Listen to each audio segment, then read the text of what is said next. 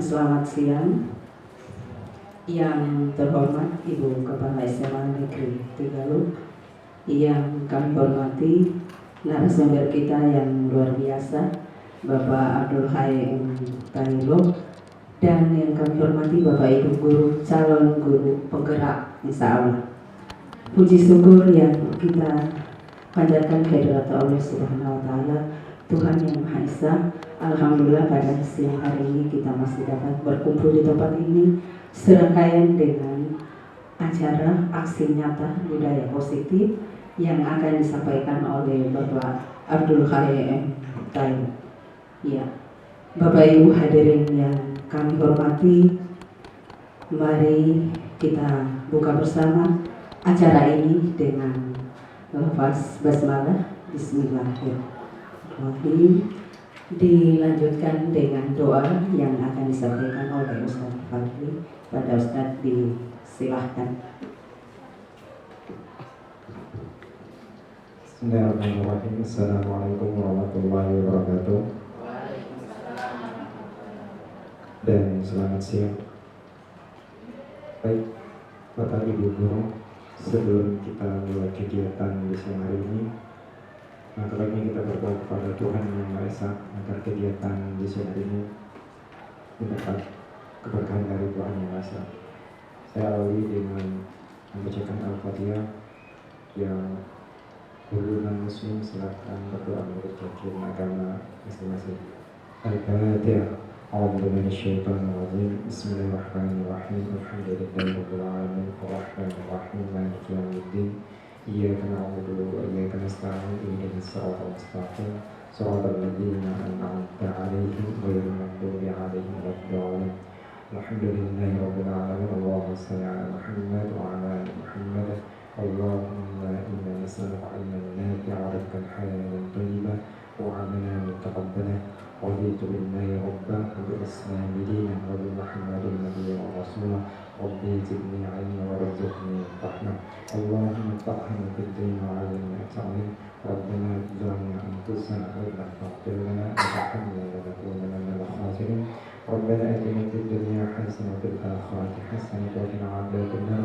سبحان ربك رب العزة عما يصفون والسلام على المرسلين والحمد لله رب العالمين. Assalamualaikum warahmatullahi wabarakatuh. Terima kasih Pak Fadli. Acara selanjutnya arahan dari Ibu Kepala SMA Negeri Tegaluh sekaligus membuka secara resmi terkait acara penerapan budaya positif dengan tema menuju sekolah ramah anak. Kepada Ibu dengan hormat disilahkan.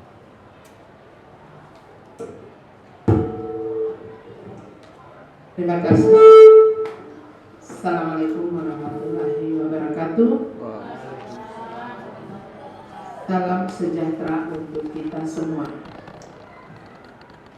Yang saya hormati Bapak, Ibu, Guru, peserta dalam program yang akan disosialisasikan oleh insya Allah guru penggerak kita, insya Allah lulus, Pak Abdul Hai. Dan tentunya ada juga di sini yang membantu Pak Abdul Hai, ada Pak Rizal dan Pak Silo yang tenaga kependidikan kita yang telah banyak juga membantu dalam hal persiapan kegiatan ini. Tentunya teristimewa Pak Abdul Hai yang hari ini adalah merupakan salah satu programnya yang harus dipenuhi di dalam program kegiatan daripada guru penggerak sementara menyelesaikan tugas-tugasnya. Dan salah satu tugas yang diselesaikan adalah harus mensosialisasikan budaya positif. Dan hari ini kita lihat aksi nyata budaya positif, di mana Pak Abdul Hai ini telah mengambil tema, saya tidak hafal, saya baca dulu. Penerapan budaya positif menuju sekolah ramah anak SMA Negeri 3 Luwuk. Penerapan budaya positif menuju sekolah ramah anak. Bapak Ibu yang saya hormati, kalau kita melihat temanya sungguh luar biasa. Ada berarti kita sudah ada di dalam bayangan kita bahwa budaya positif apa yang ingin disosialisasikan. Tentunya dalam hal ini adalah budaya positif yang dianut oleh kita selaku pendidik untuk diterapkan pada masing-masing kelas yang kita ajar. Dan kalau di sana disinggung dengan sekolah ramah anak, berarti di sana ada sebuah pengkondisian di mana anak-anak itu akan senang berada di kelasnya masing-masing, maupun mereka akan senang berada di lingkungan SMA Negeri 3 Luwuk. Mereka akan merasa nyaman, tidak ada tindak kekerasan di dalam, tidak ada tindak bully di dalam, baik itu dilakukan oleh teman mereka sendiri maupun kadangkala tanpa kita sadari kita lakukan atau dilakukan oleh guru itu sendiri. Perlu kita ketahui khusus untuk bully itu macam-macam. Ada bully secara fisik, ada juga bully secara psikis, ada juga bully secara verbal. Begitu ya. Jadi nanti kita akan melihat bagaimana ya penjelasan atau uraian dari Pak Abdul Hai untuk kita semua. Mudah-mudahan apa yang menjadi pilihan judulnya di sini adalah aksi nyata. Berarti kita tahu ilmunya, baru diimplementasikan dalam kehidupan sehari-hari, khususnya di dalam interaksi belajar mengajar. Maka dengan mengucapkan Bismillahirrahmanirrahim, kegiatan sosialisasi aksi nyata budaya positif akan disampaikan oleh guru penggerak kita, Pak Abdul Hai. Saya akan buka secara resmi.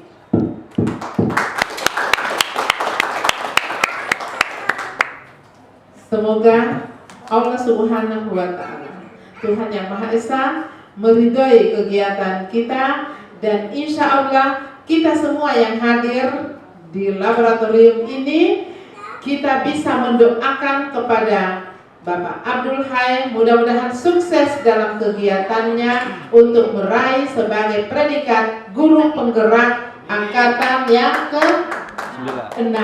Tepuk tangan dulu, kita beri motivasi Pak Abdul Hai. Hanya itu yang saya bisa sampaikan. Terima kasih atas perhatiannya. Billahi taufiq wal hidayah. Wassalamualaikum warahmatullahi wabarakatuh.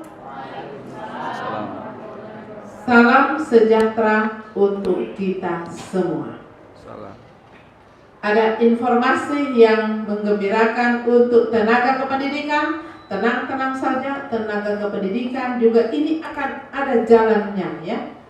Akan ada jalannya ya. Yang penting tidak usah dulu terganggu dengan mereka yang guru-guru, tetapi tenaga kependidikan juga sudah ada angin segar seperti apa yang saya terima kemarin dari perwakilan Dinas Pendidikan dan Kebudayaan Provinsi Sulawesi Tengah. Terima kasih. Demikian arahan sekaligus membuka kegiatan sosialisasi pada hari ini dari Ibu Kepala Sekolah dan memberikan pencerahan yang luar biasa kepada kami semua.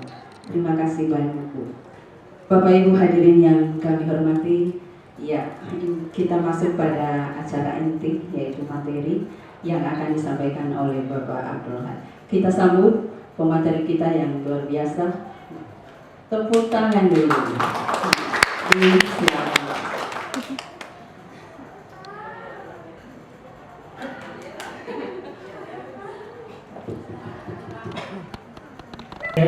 Assalamualaikum warahmatullahi wabarakatuh.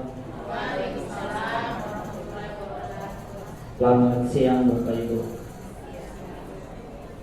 Yang saya hormati Ibu Kepala Sekolah SMA Teluk, rekan-rekan guru yang saya sangat banggakan dan saya sangat cintai.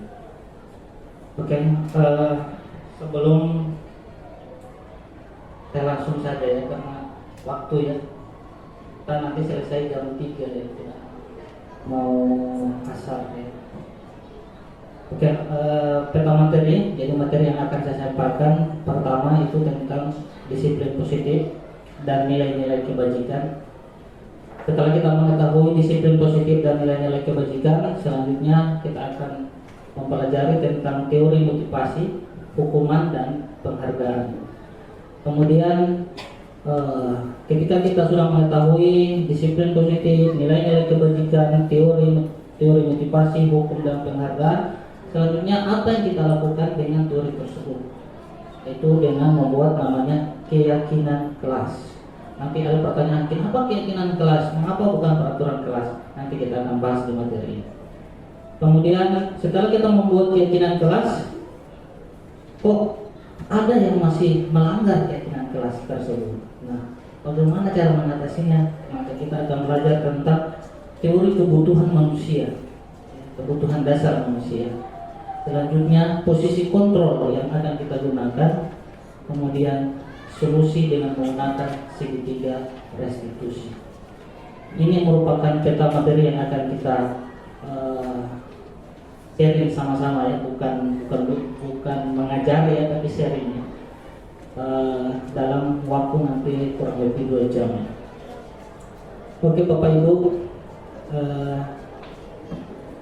ini tujuannya yaitu membangun budaya positif untuk menumbuhkan karakter peserta didik. Ini intinya Bapak Ibu.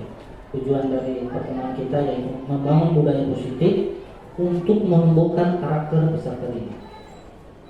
Nah, sebelum saya membahas tentang materi-materi yang tadi Bapak Ibu, saya ingin bercerita sedikit ya Bapak Ibu.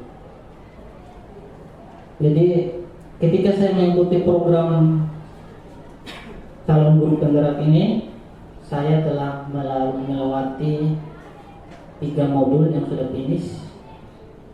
Ada sekarang modul keempat ya, modul keempat. Dari 3 modul itu, modul pertama saya belajar tentang pemikiran Ki Hajar Dewantoro.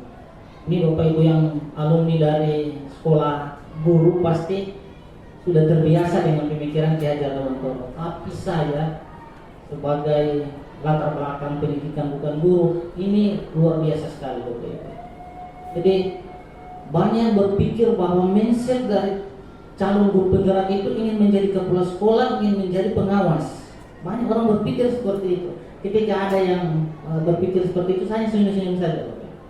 Karena ketika kita masuk di dalamnya, materi 1, modul 1, modul 2, modul 3, modul 4, setelah itu modul 4 ditanya kembali motivasi apa yang menggerakkan Bapak Ibu untuk mengikuti guru penggerak. Semuanya berubah Bapak Ibu. Tidak ada yang mau bilang mau jadi kepala sekolah, tidak ada yang mau bilang jadi pengawas ya.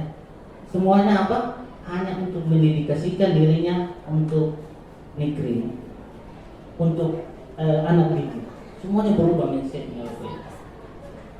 Nah, di sini pemikiran Ki Hajar Dewantoro mengatakan bahwa pendidik itu seperti petani Bapak Ibu, seperti tukang kebun. Sedangkan anak-anak itu bagaikan bibit yang akan ditanam, dan sekolah, lingkungan sekolah itu adalah lahan untuk menanam bibit tersebut. Nah, bagus dan tidaknya berkembangnya bibit tersebut itu tergantung dari petaninya. Walaupun bibit itu kurang unggul, ya, tapi berada di tangan petani yang kompeten, yang mampu memperhatikan sirkulasi air, memperhatikan nutrisi ya, makanan dari tanaman tersebut, kemudian memperhatikan intensitas cahaya yang masuk, maka tanaman tadi walaupun bibit tadi itu kurang unggul, perkembangannya akan bagus. Begitu juga sebaliknya Bapak Ibu. Walaupun bibit itu unggul, tetapi berada pada tangan petani yang tidak kompeten, yang hanya khusus contohnya memperhatikan tentang nutrisi, tentang makanannya, dia tidak memperhatikan tentang matahari, ya, tentang intensitas cahaya matahari, maka tanaman tersebut perkembangannya akan kurang maksimal, Bapak Ibu. Nah, begitu juga dengan peserta didik kita, Bapak Ibu. Jadi peserta didik kita ada yang unggul, ada yang kurang unggul, Bapak Ibu. Nah, sekarang tinggal kita, Bapak Ibu, mau menjadikan yang unggul tadi lebih unggul, atau kita membuat yang unggul menjadi perkembangannya tidak bagus lagi. Itu tergantung dari kita, Bapak Ibu. Saya awalnya berpikir bahwa pendidikan itu adalah misi. Jadi saya ibaratkan siswa ini adalah gelas kosong. Itu teori pertama saya ketika saya mengajar bahwa siswa ini adalah gelas kosong, dan saya adalah orang yang akan mengisi pengetahuan di gelas ini. Pak Pandi akan mengisi tentang agama, saya mengisi tentang teknologi, ya. Kemudian kawan-kawan lain mengisi tentang penjas dan seterusnya. Saya berpikir seperti itu. Ternyata itu salah, Bapak Ibu. Ternyata anak itu sudah memiliki pola, Bapak Ibu. Jadi ibarat kertas yang sudah berpola. Kita sebagai pendidik hanya menuntun agar pola tadi yang kurang jelas menjadi lebih jelas. Jadi bukan kita yang membentuk, tetapi peserta didik itu yang akan potensinya itu yang akan keluar sendiri. Kita hanya menuntun. Lebih gampangnya begini, Bapak Ibu. Kalau Bapak Ibu sudah punya anak, ketika Bapak Ibu mengajar dia berjalan, ya, yang potensi berjalan itu ada sama bapak atau ada sama anaknya? Sama anaknya, ya. Kita hanya menuntun agar anak itu bisa berdiri, bisa melangkah, dan dia terjatuh. Itu tugas utama kita. Begitu juga dengan peserta didik. Kita harus memperhatikan namanya kodrat. Di dalam itu ada kodrat keadaan, kodrat alam, dan kodrat zaman. Kodrat alam apa? Kita memperhatikan latar belakang sosial budaya yang ada pada peserta didik kita.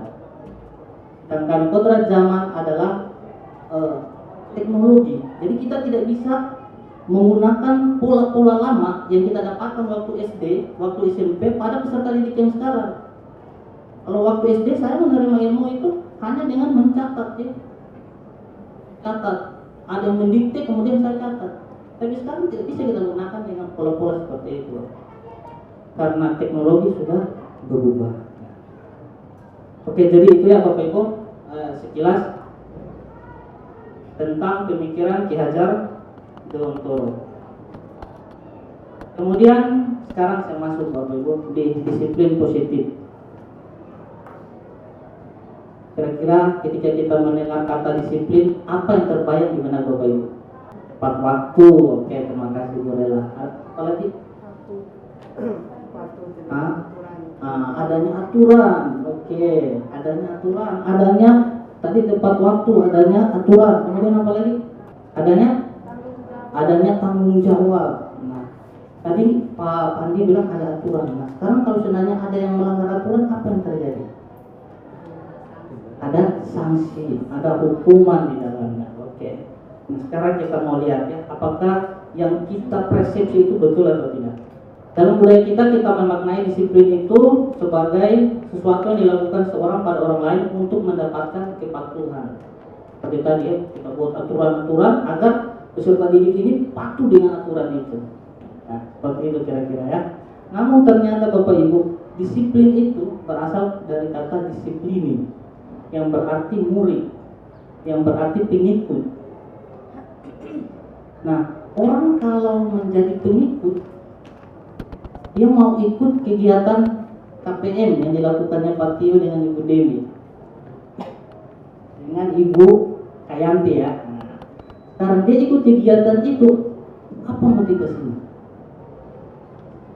Yang mengikuti itu pasti ada yang menggerakkan di dalamnya. Nah, itu nilai-nilai itu yang namanya Bapak. Kesadaran dari dalam, Bapak. Nah, nilai-nilai ini ada namanya nilai-nilai kebajikan, Bapak Ibu ya. Nah, nilai-nilai kebajikan di sini contohnya nilai beriman dan bertakwa kepada Tuhan Yang Maha Esa dan berakhlak mulia. Ini sesuai dengan visi SMA Negeri 3 Lu ya. Kemudian ada nilai mandiri, bernalar kritis, berkebinekaan global, bergotong royong dan kreatif. Ini merupakan nilai-nilai kebajikan yang ada pada profil pelajar Pancasila. Nah, nilai-nilai ini yang kita pegang. Sekarang Bapak Ibu, saya mau buat games ya. Bapak Ibu, kita memahami dulu tentang nilai-nilai kebajikan. Pak Padli bisa ya? Sekarang nilai yang Bapak pegang itu tentang beriman. Sekarang anggap itu beriman itu ada di tangan Pak Padli, kemudian Pak Padli genggam. Karena ini nilai yang Pak Padli anggap benar. Ya. Paham Pak Padli? Oke. Nah, tugas saya adalah membujuk Pak Padli agar Pak Padli mau membuka genggamannya. Oke, ya. Jadi kita biasanya membujuk tidak mau, ya. Kita menghukum tidak mau juga, bahkan kita menyuap, ya. Kemudian apa lagi ya? Menyakiti malahan, ya. Sampai di tahap menyakiti agar Pak Padli mau merubah, mau membuka tangannya. Kita mulai ya, Bapak Ibu. Oke, Pak Padli berdiri Pak Padli supaya enak. Oke, Pak Padli silakan genggam ya, bahwa nilai yang dipegang itu adalah tentang beriman, bertakwa kepada Tuhan Yang Maha Esa dan berakhlak mulia. Oke, Pak Padli, bisakah kamu membuka genggaman tanganmu itu, Pak Padli?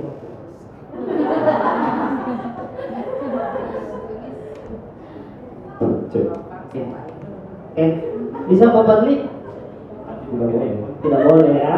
Oke. Pak Padli, kita kan teman Pak Padli, masa tidak dibuka itu? Saya ingin tahu apa sebenarnya isi di dalam tanganmu itu. Tidak bisa. Tidak bisa ya. Pak Padli, kita kan teman Pak Padli, masa tidak dibuka itu? Saya ingin tahu apa sebenarnya isi di dalam tanganmu itu. Tidak bisa. Tidak bisa ya. Oke, Pak Padli. Pak Padli, saya lebih senior Pak Padli. Walaupun secara umur Pak Padli lebih senior, tapi saya duluan ada di SMA Negeri 3. Masa tidak bisa ya kalau membuka itu? Tetap tidak bisa.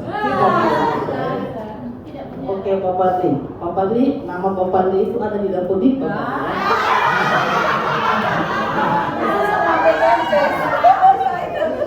Saya selain guru, saya merupakan operator Dapodik Pak Padli.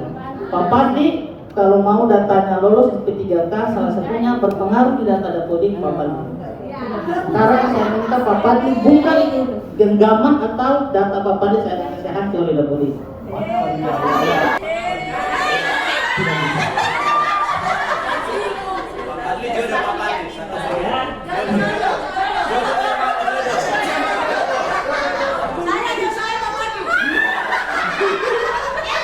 Oke, terima kasih. Jadi ada bahkan yang sampai kita menyakiti ibu. Ya, kita tidak sadari itu dalam proses belajar mengajar karena kita ingin apa yang ada di otak kita bisa masuk di anak-anak sampai kita mukul, menyakiti peserta didik. Oke, silakan. Terima kasih Bapak Ibu. Jadi faktanya Bapak Ibu, kasih Bapak. Jadi faktanya Bapak Ibu bahwa nilai-nilai yang diyakini itu akan susah dikontrol oleh orang lain Bapak Ibu. Tentunya kemandirian juga seperti itu Bapak Ibu. Saya kasih contoh satu tentang beriman dan bertakwa kepada Tuhan Yang Maha Esa. Walaupun tadi Bapak saya sudah mencoba sampai mengancam dia tentang Dapodik, ya, dan ternyata masih tetap kukuh dengan keyakinannya. Oke, silakan next Bapak Ibu. Ini merupakan profil pelajar Pancasila Bapak Ibu. Pak Abdul Khair adalah saksi hidup ketika mata pelajaran TIK dihapus dalam kurikulum. Waktu itu mata pelajaran TIK ini dihapus, masuk ke prakarya. Pak Eko, saya butuhkan tenaganya. Tetapi Pak Eko juga kalau seandainya tetap di sini berarti dia tidak bisa lagi mengajar. Dan Pak Eko tidak suka dengan mata pelajaran prakarya yang ada. Dia sudah buka-buka materinya, dia tidak tertarik dengan itu. Bu, saya tidak bisa mengajarkan itu. Saya katakan, bisa Pak Eko mengajar, tetap mengajar prakarya. Kan saya minta Pak Eko mengajar prakarya. Bagaimana saya mengajar prakarya? Sedangkan saya basic saya di TIK, begitu ya Pak Eko ya. Saya bilang bisa Pak Eko mengajar prakarya. Yang diajar di dalam prakarya ini adalah implementasi daripada TIK. Apa yang menjadi implementasi TIK? Saya contohkan. Misalnya mendesain Pak. Ayo anak-anak disuruh mendesain apa saja, apakah bangunan atau lapangan atau taman atau apa, gitu ya Pak Eko ya. Coba arahkan ke sana. Termasuk dengan menciptakan aplikasi, begitu ya. Berarti Pak Eko bilang berarti tidak sama dengan silabus, begitu Pak Eko bilang. Tidak pusing dengan silabus. Silabus itu adalah buatan manusia.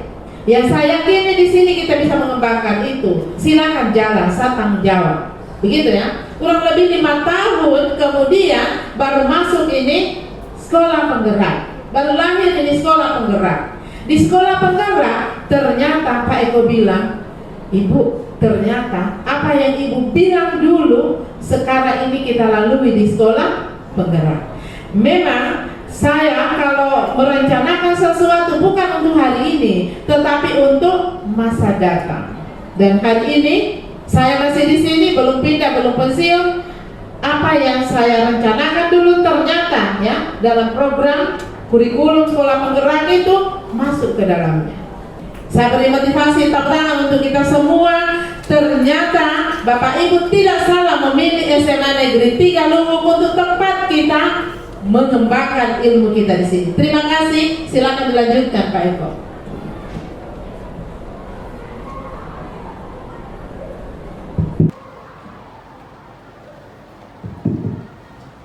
Oke, selanjutnya setelah kita mengetahui tadi bahwa kalau nilai-nilai kebajikan itu ya diyakini oleh seseorang, dia tidak mungkin berubah. Dia akan pertahankan jika nilai-nilai itu yang dia anggap adalah yang benar. Nah, sekarang kita masuk di teori motivasi orang melakukan sesuatu. Oke, ini motivasi perilaku manusia. Jadi ada dorongan orang melakukan sesuatu. Yang pertama itu karena menghindari ketidaknyamanan. Contoh ya, saya harus 24 jam, tidak bisa kurang dari 24 jam. Kalau kurang dari 24 jam, sertifikasi tidak cair. Nah, itu karena apa? Takut, karena ada hukuman. Ketika dikasih 26 jam, kenapa suka lebih ini? Nah, begitu kan? Karena takut akan adanya hukuman, Bapak Ibu. Atau masuk kelas karena takut nanti ibu capture foto suasana kelas kemudian diupload di grup. Nah, ini karena takut adanya hukuman. Nah, dia melakukan sesuatu karena takut adanya hukuman. Nah, kemudian yang kedua untuk mendapat imbalan atau penghargaan. Nah, ini motivasi orang melakukan sesuatu pertama karena takut ada hukuman, yang kedua karena ada imbalan. Oh, saya mau rajin-rajin, mau datang tepat waktu. Tepat waktu, jangan dulu Pak Pasir. Nanti saya bilang next baru next. Nanti dia punya ini dapat. Oke. Tadi yang pertama kita takut ya.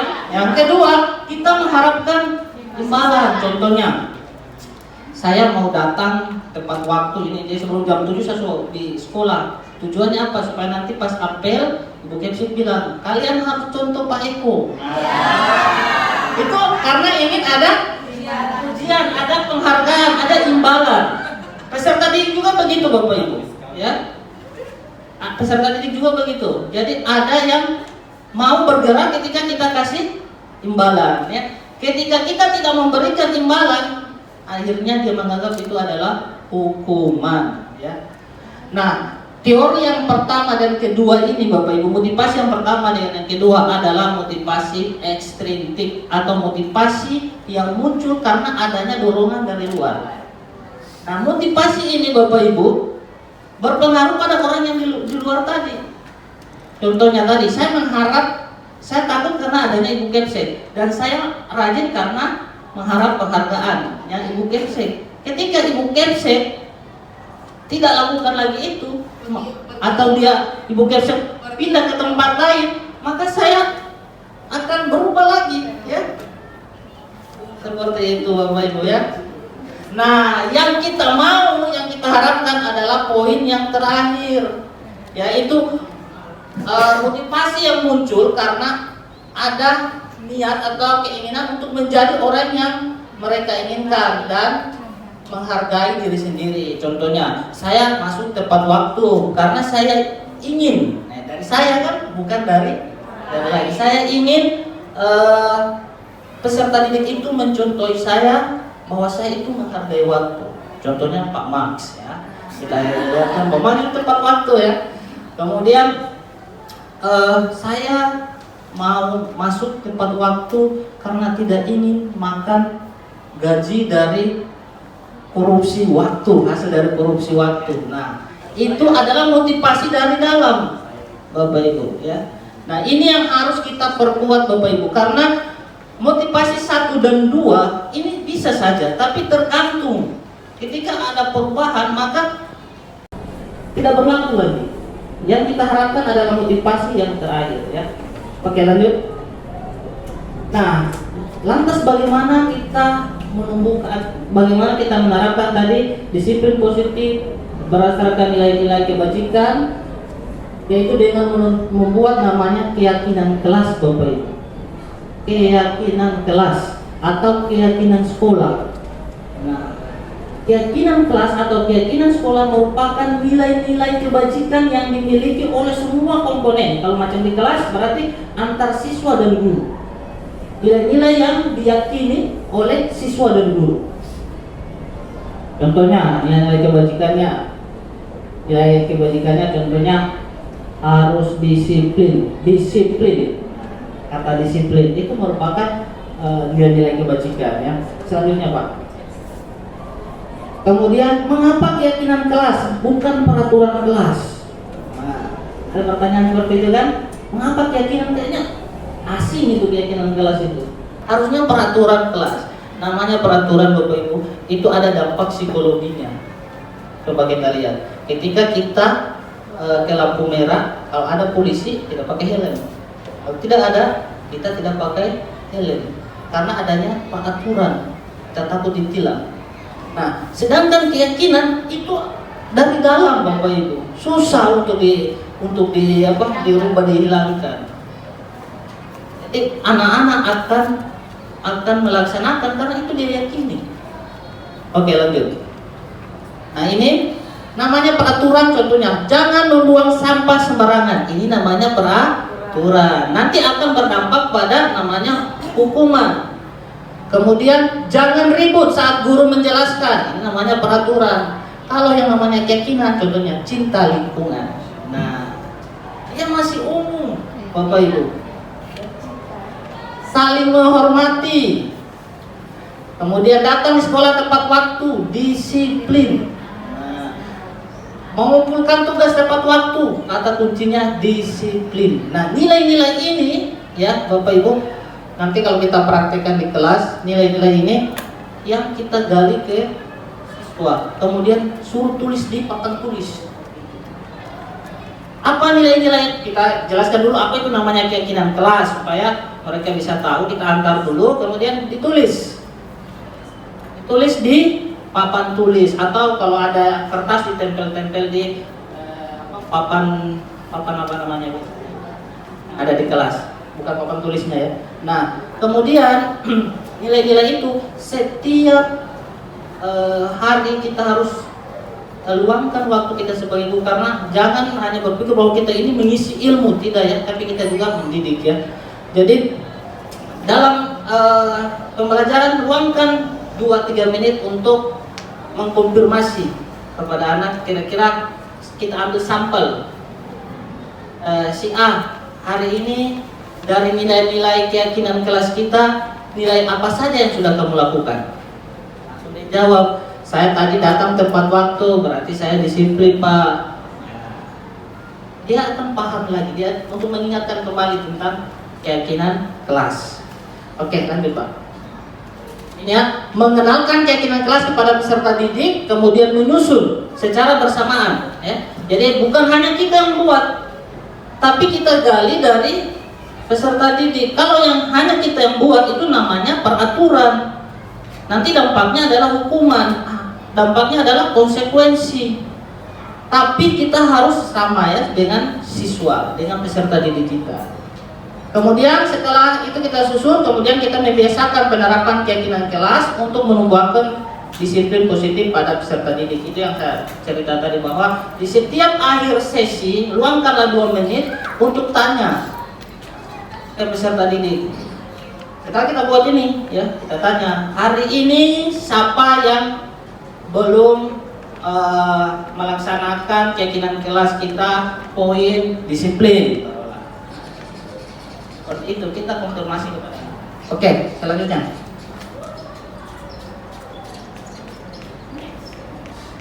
Kita sudah menerapkan keyakinan kelas, tetapi mengapa masih ada peserta didik yang melanggar keyakinan kelas? Ini kita sudah buat nih keyakinan secara bersama-sama. Setiap hari kita luangkan waktu untuk konfirmasi, untuk menguatkan lagi tentang disiplin positif. Tapi kenapa masih ada yang melanggar? Bagaimana solusinya? Oke, lanjut Pak. Kita harus tahu 5 kebutuhan dasar manusia, Bapak Ibu. Kebutuhan bertahan hidup, kasih sayang, kebutuhan penguasaan, kebebasan, dan kesenangan. Ini biasanya yang kurang salah satu ya. Akhirnya dia, walaupun dia sudah yakini, tapi karena ada satu yang kurang, akhirnya dia langgar tuh keyakinan kelas tadi itu. Kita beri sampel lagi Pak. Ini contoh ya. Ada siswa yang namanya Doni. Dia ini sering mengambil makanan temannya, makan siang temannya. Sekarang pertanyaannya, kira-kira kalau kita sebagai mu'ammar, apa yang akan Anda lakukan? Menurut Anda, kira-kira apa alasan Doni melakukan hal itu? Nah, jika nanti ketika kita tanya, ternyata jawabannya dia tidak dapat makan siang dari rumah, dia tidak dapat bekal dari rumah, berarti dia butuh bertahan hidup. Berarti ada kebutuhan yang kurang, yaitu tentang kebutuhan bertahan hidup. Kemudian yang lanjut, ternyata dia ada makanan dikasih sama orang tuanya, tapi dia ingin mengganggu. Tujuannya apa? Supaya temannya lapor di guru, kemudian guru akan lapor ke orang tuanya, dan dia akan disidang sama orang tuanya. Dia senang, orang tuanya perhatian sama dia, karena dia butuh kasih sayang, kurang perhatian dari orang tua. Oke. Kemudian lanjut lagi Pak. Ada yang suka ya, ada yang suka begitu ya, ketika ditanya, ternyata dia bilang begini, dia merasa hebat ketika dia bisa mengambil makanannya temannya, kemudian temannya takut sama dia. Dia merasa hebat, berarti situ penguasaan ya.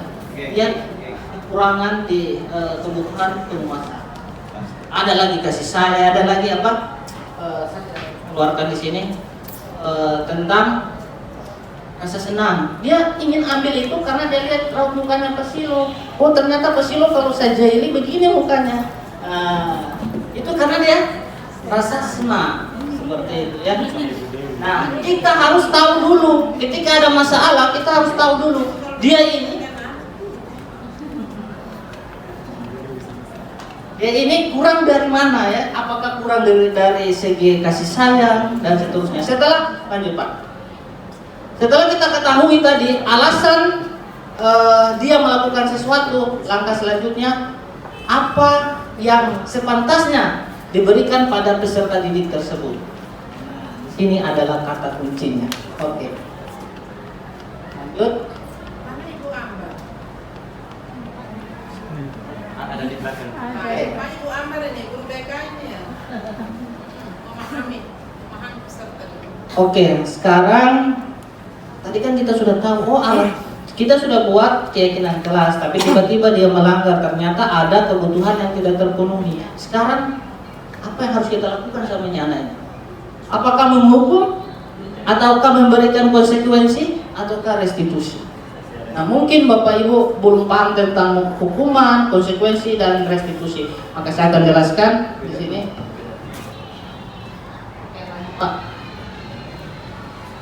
Nah, hukuman itu bersifat tidak terencana atau tiba-tiba.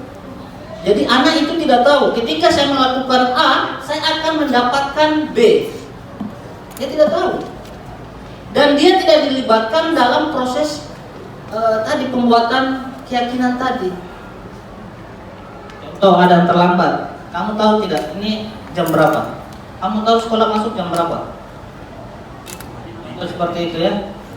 Nah, kemudian sudah, kamu telat 30 menit. Silakan kamu ambil sampah atau kamu cuci WC. Itu merupakan hukuman, Bapak Ibu. Lanjut. Konsekuensi ini siswa peserta didik tahu ketika saya melakukan A, saya akan mendapatkan B. Dia tahu. Ketika dia melihat api, dia tahu bahwa ketika saya pegangnya api, tangan saya terbakar. Dia tahu akan hal itu. Nah, sudah terencana, sudah disepakati, sudah dibahas, dan sudah disetujui oleh murid dan guru. Contohnya Bapak Ibu, ada siswa yang terlambat. Tadi kan kasus pertama tentang yang terlambat. Sekarang ada siswa yang terlambat. Kita tanya, apakah kamu tahu aturan atau keyakinan keras yang kita telah sepakati? Dia tahu konsekuensinya, tahu. Silakan kamu lakukan. Sebatas itu, Bapak Ibu. Karena dia sudah tahu apa yang harus dilakukan. Itu namanya konsekuensi. Contohnya tadi kalau dia terlambat, berarti nanti konsekuensinya dia tidak boleh istirahat. Ketika jam istirahat dia harus mengejar materi yang tertinggal.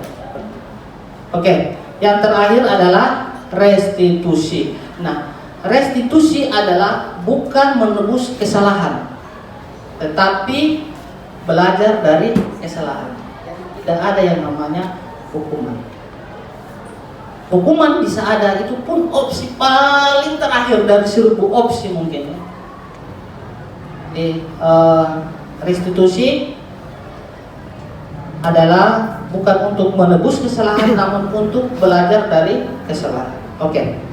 Sekarang kita sudah mengetahui tadi masalahnya apa yang melandasi sehingga dia berbuat sesuatu, dia melanggar keyakinan. Kemudian kita tahu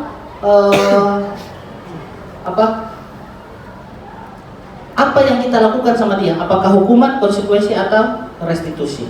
Pasti Bapak Ibu sudah mulai memikirkan ya. Alangkah bagusnya kalau apa Bapak Ibu? Restitusi. Lanjut. Nah, ini contoh hukuman ya. Hukuman peraturannya adalah datang jam 7.30, jam 7.00 ya. Dan kamu datang jam 7.30, kamu harus buang sampah atau cuci WC, dan dia tidak tahu apa-apa tentang aturan yang ada di situ. Kemudian konsekuensi. Apa peraturannya? Mampukah kamu melakukan? Ya. Apa peraturannya? Kamu tahu kan konsekuensinya? Silakan kamu lakukan. Kalau restitusi, apa yang kamu yakini? Apa yang bisa kamu lakukan untuk memperbaiki masalah ini? Jadi dia di siswa. Di siswa menentukan. Contohnya saya kemarin saya praktekannya ketika ada yang masuk terlambat ya, masuk di lab dikarenakan dia lagi sholat. Kita kan sholat jam berapa Bapak? Jam 12 rata-rata ya. Kita masuk jam setengah 1. Dia telat sudah masuk jam 13. Dia sudah hampir 30 menit ya. Nah, sama lakukan pendekatan ini, ternyata hasilnya itu dia merasa tidak disalahkan. Oh, ternyata Pak DT tidak marah saya, malah dia diperkuat saya, sehingga akhirnya dia mau berubah. Oke, lanjut. Setelah kita mengetahui alasannya, mengetahui solusinya yang tepat untuk mengatasi permasalahan tersebut, lantas bagaimana kita memposisikan diri kita dalam memberikan solusi dari permasalahan tersebut? Kita sudah tahu tadi alasannya, ternyata contoh dia butuh kasih sayang. Kemudian kita sudah tahu apa yang harus kita kasih ke dia, ternyata restitusi. Kemudian bagaimana cara atau memposisikan diri saya dalam menjalankan tadi yang akan kita kasih atau restitusi tadi. Lanjut Pak. Nah, di sini ada namanya posisi kontrol. Yang pertama itu posisi penghukum. Kemudian yang kedua, membuat orang merasa bersalah. Yang ketiga, teman. Yang keempat, pemantau. Yang kelima, manajer. Nah, kalau penghukum yang bagaimana itu? Yang itu tadi Pak, yang terlambat pasti muka sangat ya, langsung. Nah, kalau membuat orang merasa bersalah, nanti ya, oke, next dulu supaya kita ini. Nah, studi kasus, terdapat siswa yang terlambat datang ke sekolah. Lanjut. Penghukum terlambat lagi, pasti terlambat lagi, selalu datang terlambat. Kapan bisa datang tepat waktu dengan nada yang tinggi? Dampaknya apa? Hasilnya kemungkinan murid akan marah dan mendendam atau bersifat agresif. Dia setelah selesai dihukum, dia langsung datang ke kelas, dia curi-curi itu dinding, dia curi-curi itu meja. Dia belum puas di situ, dia datang, dia cari motornya bapak, dia kasih kempis. Nah, itu karena adanya hukuman. Oke, lanjut. Nah, membuat orang merasa bersalah. Adi, kamu ini bagaimana ya? Kamu sudah berjanji dengan ibu tidak akan terlambat lagi. Kamu kenapa ya? Senang sekali mengecewakan ibu. Ibu benar-benar kecewa sekali. Jadi dia menyerang secara halus. Nah, ini lebih parah Bapak Ibu daripada menghukum. Karena dampaknya kalau tadi hanya ke orang lain, tapi kalau ini dampaknya ke diri sendiri. Dia bisa saja sakiti dirinya. Karena pendekatan dengan cara membuat orang merasa bersalah. Ini dulu saya pernah lakukan. Kamu ini saya sobar ribut di depan di sini, coba jelaskan, kamu di belakang masih beribut. Nah, saya biasa begitu kan. Waktu dulu tahun 2000 sekian. Nah, oke, lanjut. Nah, hasilnya itu ya, membuat orang merasa bersalah. Selanjutnya, nah ini sebagai teman Bapak Ibu. Ayolah, bagaimana sih kamu? Kemarin kamu sudah janji ke Bapak, bukan janji ke Bapak bukan? Kenapa terlambat lagi?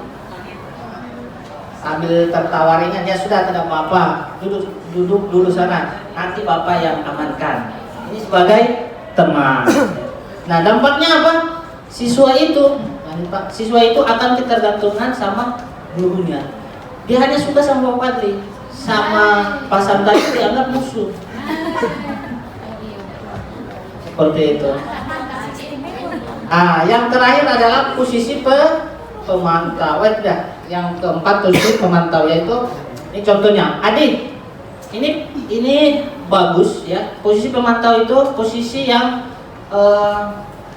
dia tahu tentang keyakinan kelas, jadi dia hanya lakukan berdasarkan keyakinan kelas. Ya. Jadi contohnya, Adi, tahukah kamu jam berapa kita mulai? Tahu Pak, kata si Adi.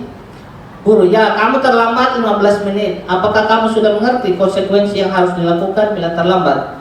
Dia jawab, paham Pak, saya harus tinggal kelas pada jam istirahat dan mengerjakan tugas ketertinggalannya saya. Kemudian guru, ya benar. nanti pada saat jam istirahat kamu harus tinggal di kelas dan untuk menyelesaikan tugas yang tertinggal tadi. Kata bapak, saya tunggu. Nah, hasilnya bagaimana? Dia menyesuaikan jika ada mengawasi. Ini agak mendingan ya. Tapi dampaknya itu hanya sekilas saja, tidak hanya sementara, tidak menetap ya. Oke, lanjut. Nah, ini posisi yang paling bagus. Jadi posisi manajer. Ini yang kemarin waktu saya ikut pendidikan ini jadi perdebatan. Karena dia bilang, ini posisi nanti turun kepala sekolah, kalau turun berpegang di sini, turunnya belum kepala sekolah, jadi turun berpegang di sini. Nah, kemudian kata Pasil, dia katakan bahwa posisi manajer itu bukan nanti dipegang oleh kepala sekolah. Kita sebagai guru juga bisa memegang posisi manajer, yaitu dengan cara macam ini. Adik, apakah kamu mengetahui jam berapa sekolah dimulai? Tahu Pak, jam 7. Ya, jadi kamu terlambat. Kira-kira bagaimana kamu akan memperbaiki masalah ini? Kasih ke dia. Itu restitusi. Kalau tadi yang konsekuensi kan dia tahu. Kalau dia buat A dia dapat B. Sekarang ditanya, kira-kira bagaimana cara perbaiki ngambil kesalahan? Nah, begitu ya. Kemudian saya bisa menanyakan ke teman saya, Pak, untuk mengejar tugas yang tertinggal. Baik, itu bisa dilakukan. Apakah besok akan ada masalah untuk kamu agar bisa hadir tepat waktu ke sekolah? Ditanya lagi. Dia jawab, tidak Pak, saya bisa hadir tepat waktu. Baik, saya hargai usahamu untuk memperbaiki diri. Jadi tidak ada hukuman di situ Pak. Coba lihat. Ya. Itu dengan sendirinya akan menggerakkan siswa untuk berbuat sesuai dengan keyakinan. Maka hasilnya adalah menguatkan karakter si siswa. Di sini coba Bapak Ibu perhatikan, ya, jadi kamu terlambat. Kira-kira bagaimana kamu memperbaiki masalah ini? Ini poin yang penting. Kemudian itu bisa dilakukan. Apakah besok akan ada masalah untuk kamu bisa hadir tepat waktu? Ini kembali ke siswa ya. Ini poin kata kuncinya. Oke, lanjut. Nah, setelah kita mengetahui alasannya, mengetahui solusi yang tepat untuk sebelumnya. Jadi kira-kira posisi kontrol apa yang kita pakai? Sebagai penghukum, teman, atau kamu buat orang bersalah, ataukah pemantau atau manajer? Manajer ya. Nah, sekarang setelah kita mengetahui alasannya, mengetahui solusinya, kemudian mengetahui posisi yang akan kita gunakan, langkah selanjutnya adalah bagaimana cara kita melakukannya. Yang terakhir Bapak Ibu. Oke. Yaitu dengan segitiga restitusi. Yang pertama, menguatkan identitas. Ketika dia melakukan kesalahan, katakan bahwa ya, Bapak mengerti kita manusia tidak luput dari salah. Supaya dia berani ya. Kalau terus dia sudah salah, datang di menghadap lagi, torpedo lagi, tidak selesai itu masalah kan. Nah, jadi bertujuan untuk menguatkan identitas. Nah, selanjutnya validasi kesalahan. Habis kita ini baru kita mulai isi lagi ya. Setiap tindakan kita dilakukan dengan suatu tujuan ya. Jadi kita tanya, tadi kamu melakukan itu karena apa sih? Oh, ternyata tadi ada 5 faktor itu. Kita analisa, oh ternyata dia butuh 5 faktor tadi, ada salah satu yang kurang. Nah, habis itu baru kita langsung masuk ke tahap yang terakhir, menanyakan keyakinan. Jadi bertanya, sekarang kamu kira-kira kamu telah melanggar keyakinan apa? Oh, tentang kedisiplinan. Oh, tentang saling menghormati. Lantas bagaimana cara kamu memperbaiki? Akhir kita tutup dengan oke, saya apresiasi kemauan kamu untuk berubah. Kita tutup dengan itu agar dia bangkit lagi. Dia menyadari kesalahannya dan dia mau memperbaiki. Tapi kalau kita hanya memberi hukuman, memberi konsekuensi, maka dia bisa saja tadi berubah. Dia tidak akan lakukan ketika kita ada di situ. Tapi ketika kita tidak ada di situ, maka dia akan lakukan lagi. Oke, terakhir kita menuntut dulu ya.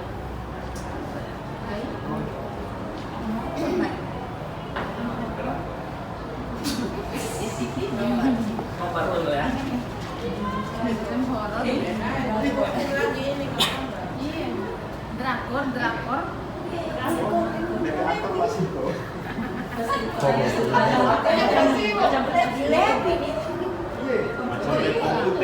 It works clean.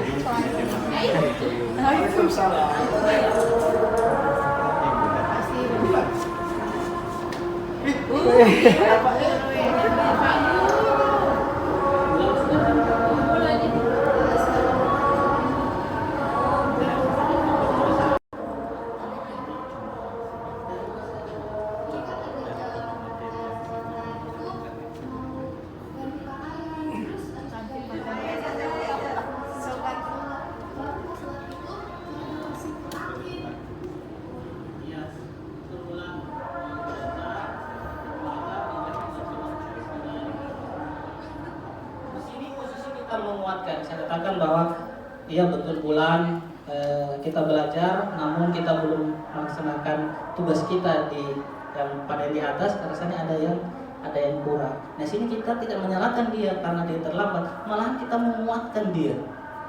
Ya.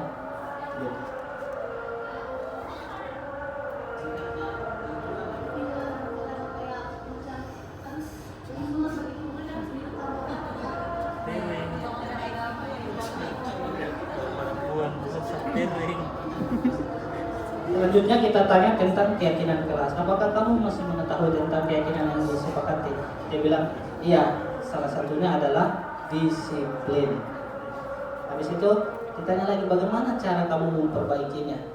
Oh, nanti minggu depan setelah selesai PJOK saya akan cepat-cepat untuk sholat biar dapat sih yang pertama. Oke, lanjut. Di ini saja, lanjut saja Pak. Nah ini Nabila. Oke Pak. Oke Nabila, kamu lihat sini tugas kamu kalau kamu kumpulkan ada dengan di pertanyaan Bapak,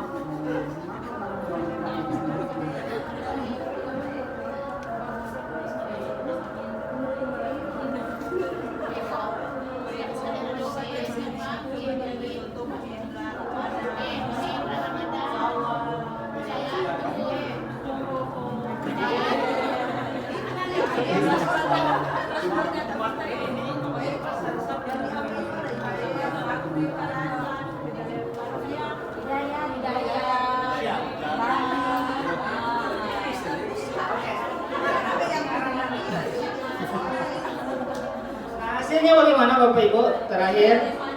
Nah ini hasilnya Bapak Ibu.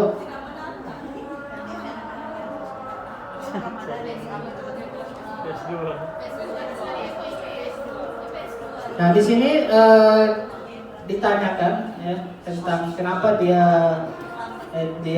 tadi baru masuk ini. Nah dia bilang dia masih menghadap, dia bilang masih menghadap sama saya.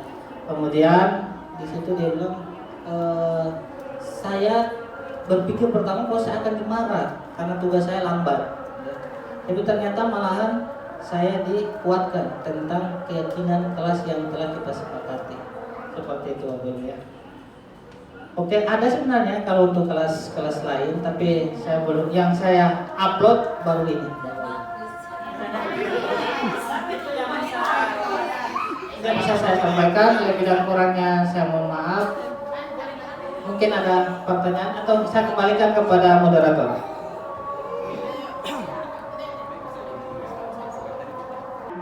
Ya, jadi yang saya ingin tanyakan pada Pak Eko, ya bagaimana ke depannya ketika Pak Eko sudah menjadi salah satu, sudah lulus guru penggerak dan sudah menjadi pemimpin di sekolah ini, bagaimana ke depannya menerapkan sekolah ramah anak agar lebih maju lagi. Itu saja.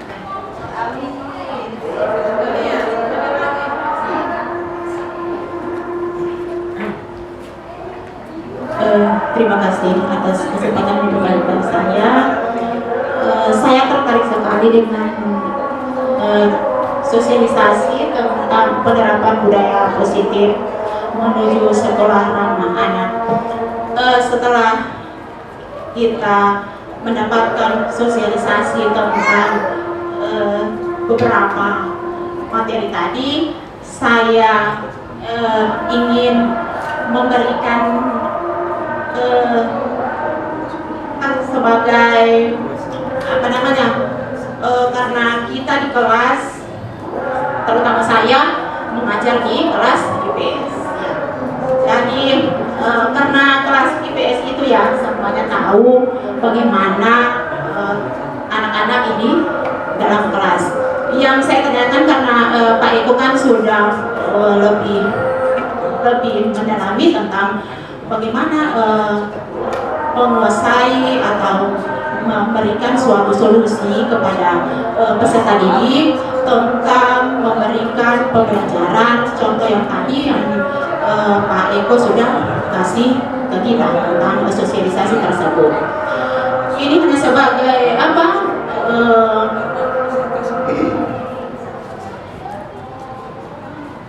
Hari-hari kita yang saya dapatkan kalau pada saat mengajar.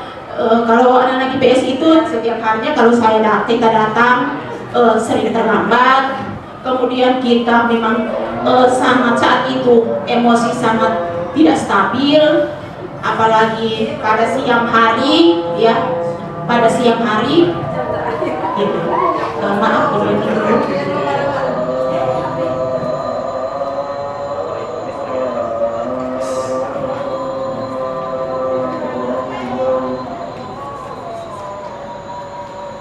Ya, terima kasih. Baiklah, saya akan lanjutkan pertanyaan saya ke Pak Eko. Bagaimana karena tadi implementasi kita sebagai saya guru di IPS itu menghadapi siswa itu ya sangat-sangat luar biasa. Karena beragamlah karakter mereka dan kasus mereka itu beragam pula. Yang saya ingin tanyakan supaya saya bisa implementasikan ya di dalam kelas, bagaimana caranya ya menghadapi siswa yang beragam karakternya. Kalaupun karakter itu ya lebih kita membicarakan karakter yang kurang apa namanya, yang kurang baik lah ya. Karena pada saat kita memberikan proses pembelajaran itu, anak-anak sering membuat ya, kegaduhan, bercerita yang tadi itu contoh dari Pak Eko tentang siswa yang membuat kesalahan tetapi pada anak-anak di kelas MIPA. Yang ingin saya tanyakan ini, bagaimana caranya kalau kita menghadapi masalah di kelas seperti yang saya ajarkan teman di IPS itu, untuk saya bisa terapkan lebih sesuai dengan Pak Eko berikan sekarang sosialisasi itu agar bisa berhasil dengan baik walaupun tidak semaksimal mungkin. Ya, terima kasih. Oke, terima kasih. Dua saja dulu ya. Ini pertanyaan dari Ibu Santri ini sangat dalam sekali. Saya belum berpikir sebenarnya ke situ, tapi sudah diajak berpikir ke situ. Ya, luar biasa sekali nih Ibu Santri. Oke, Bapak Ibu, sebenarnya ini yang Ibu Santri tanyakan itu saya sudah selesaikan di modul 1.3, yaitu visi pribadi dan visi sekolah. Dan saya sudah buat visi sekolah. Menerapkan sekolah yang ramah anak ya. Bagaimana menerapkan sekolah yang ramah anak? Yang pertama tadi, yang seperti yang Ibu Kapsen bilang ya, kita harus menghindari yang namanya tadi bullying. Itu sangat berbahaya sekali.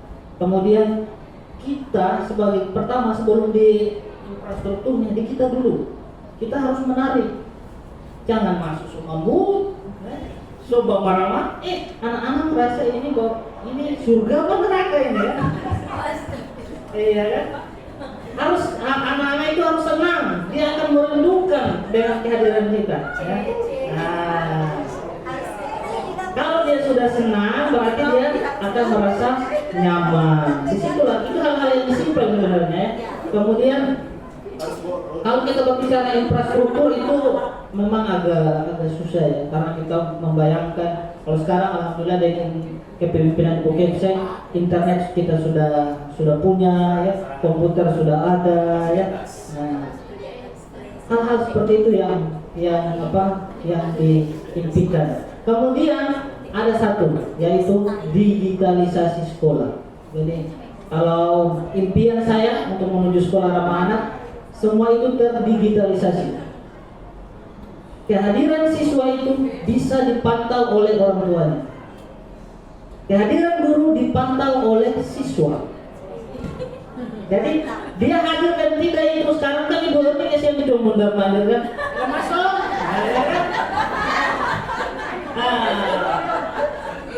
Dan jadi malaikat. iya. Jadi saya membayangkan ke depannya itu ada sistem yang mampu mengontrol kehadiran guru, ya. Tapi yang lakukan adalah siswa, yang konfirmasi adalah siswa bahwa kapan nih hadir di jam sekian. Nah, informasi itu terpampang di umum, jadi orang bisa akses. Memang itu transparan sekali. Jadi kalau dia tidak hadir memang bahaya sekali di sini. Tapi keuntungannya satu, orang tua dapat mengetahui anaknya ini masuk tidak di sekolah. Atau ketika orang tua mau ketemu Ibu Kepsek, ya, dia tidak perlu lagi pergi datang ke sekolah baca, ada tidak ibu, dia bisa lihat di situ bahwa ibu ternyata ada di sekolah, langsung datang.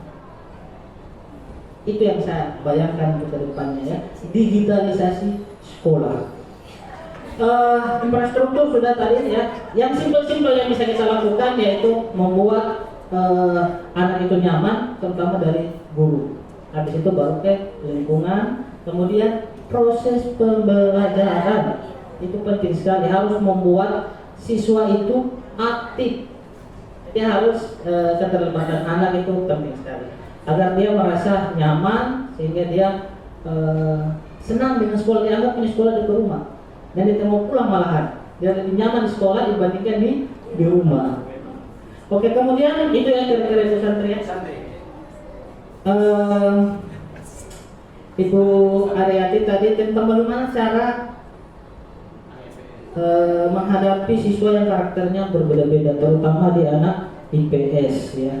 Ketika kita mengajar, yang lain aktivitasnya lain. Oke, Bapak Ibu. Pertama Bapak Ibu, jadi yang pertama kita lakukan itu harus melakukan namanya assessment. Jadi kita sekarang kan di-assessment oleh pusat, melihat lingkup sekolah. Tapi sebenarnya kita sebagai guru sebelum menentukan materi apa yang kita ajar atau sebelum materi pertemuan kedua, di pertemuan pertama yang kita lakukan adalah asesmen. Apa tujuannya? Kemudian dari asesmen itu kita lihat juga karakter. Kita mencari tahu itu kodrat alam. Kodrat alam dari peserta didik kita, yaitu apa? Latar belakang ekonomi, latar belakang sosialnya, ya kita harus tahu dulu itu. Agar apa? Nanti ketika kita masuk, ya materinya, saya ini di pengalaman di PS juga ya. Ketika saya menjelaskan tentang berpikir kritis, jadi saya membawa materi algoritma, beribut, ya. Tapi ketika saya bawa praktek, senang, ya. Saya adakan permainan, mereka jadi aktif, ya. Kemudian malahan sekarang saya heran, dia lebih banyak nongkrong di sini. Yang tadinya kalau di kelas susah, sekarang dia lebih banyak nongkrong di sini. Dia punya karakter siswa, kemudian materi apa yang bagus. Nanti itu siswa dipisah. Lebih bagusnya seperti itu. Saya pernah diskusi juga tentang ini. Saya bilang lebih bagus siswanya itu dipisah. Karena ada kondisi macam ikan ya. Ada yang ketika kita kasih makan cepat dia makan. Tapi ada yang lambat, mesti tunggu dulu. Baru dia datang dia makan. Supaya apa? Penanganan kita kepada orang-orang seperti ini kita sudah tahu dari awal. Jangan nanti pas masuk kaget yang ini sudah cepat dan ini masih lambat. Kalau di pengalaman saya juga, kalau untuk kelas MIPA dan IPS saya buat namanya, kalau karena saya praktek dia saya buat namanya pengajar praktek. Jadi tutor sebaya bisa angkat 6 orang, 6 ada yang sampai 8 orang tergantung situasi kelasnya. Nah, tujuan apa? Jadi yang pertama saya akan kasih materi, saya suruh dia kerja di kelas. Kemudian yang 7 ini atau yang 8 saya suruh praktek dulu. Yang saya anggap mampu, praktek dulu. Setelah dia paham, oke, kamu sudah paham toh. Nanti minggu depan ketika yang teman-teman yang lain praktek, kamu bantu bapak untuk transfer pengetahuan. Mungkin saja ini anak ini dia suka sama saya, ya toh? Mungkin saja kita tidak tahu. Jadi dengan menggunakan tutor sebaya dia lebih nyaman, itu. Nah, kalau tadi di IPS dengan mata pelajaran sosiologi, nah coba ibu buat materi, kemudian materinya itu diisi dengan games, karena kebanyakan anak IPS itu bukan anak yang mengejar ini, lebih aktif ya. Coba buat di games, tapi kita isi dengan materi, kita sisip materi di dalam games seperti itu. Jangan kita hanya tik adalah ya, mempan dari ini, nah itu susah, dorong suka tidur di luar seperti itu. Jadi kita buat lebih menarik. Ada lagi satu saja terakhir sebelum kita tutup. Tidak ada? Kalau tidak ada kita tutup. Oke. Langsung saja mungkin karena waktu Pak Eko, tadi yang ada beberapa cara guru menghadapi siswa, ada menghukum, kemudian ada dan lain-lain, yang terakhir manajer gitu kan. Bagaimana kita bisa menghadapi siswa yang kita harus memberikan penguatan karakter, kemudian setelahnya itu kita temui ternyata anak ini punya misalkan keyakinan yang tidak tepat, misalkan berbohong, misalkan seperti itu. Cara menanganinya seperti apa? Atau misalkan dipanggil ulang, kemudian diperbaharui lagi keyakinannya dan komitmen, atau seperti apa? Terima kasih. Terima kasih Ibu Rela. Jadi begini Bapak Ibu. Jadi proses pembuatan keyakinan kelas itu kan nanti masing-masing siswa akan mengungkapkan poin-poinnya dia. Nah, selanjutnya dari poin-poin itu kita jadikan satu yang sama. Contohnya, Padi bilang tentang kedisiplinan, ini bilang tentang kedisiplinan. Itu kita akan jadikan menjadi satu poin. Kemudian tadi kalau channelnya dia yakin tentang masalah kebohongan itu tidak masalah. Nah, dengan tadi kita sudah buat itu poin-poin bahwa contohnya lawan kata dari berbohong apa?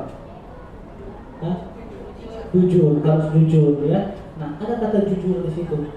Jadi tinggal kita balikin itu lawan katanya bahwa tidak bisa berbohong. Memang kalau kita buat namanya peraturan pasti ada jangan berbohong. Tapi kan kita tidak buat begitu, karena dengan begitu akan ada dampak psikologi bahwa ada hukuman.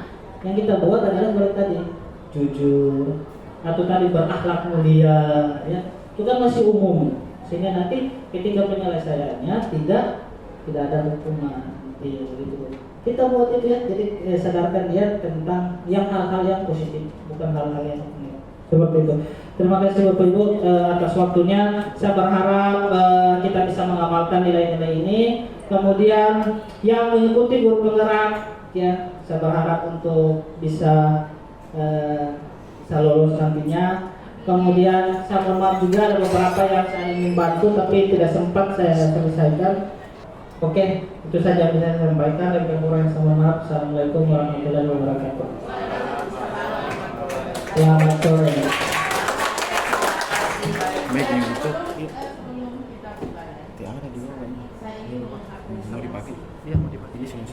Saya ingin mengapresiasi apa yang disampaikan Pak Eko tadi dulu. Pak Eko ini sempat pamit untuk mengambil Alfa 4 di 5 karena ingin mengajar, ingin diakui bahwa dia itu layak untuk jadi guru. Kita tahu bahwa untuk jadi guru ini harus punya akta. Tadi sudah sempat diungkapkan bahwa karena Pak Eko ini mengajar dan tidak punya akta, berarti pemahaman tentang pendidikan ini masih dianggap kurang begitu ya, menganggap diri. Tapi luar biasa belum selesai dalam pembekalan guru penggerak. Pak Eko ini telah melampaui jauh lebih, sudah seperti elang yang terbang tinggi, ya. Dimana saya lihat di sini ada filosofi daripada Ki Hajar Dewantara tadi yang sempat diingatkan kembali bahwa pendidik itu adalah ibarat petani, kemudian siswa itu adalah ibarat bibit, kemudian sekolah ini adalah lahannya.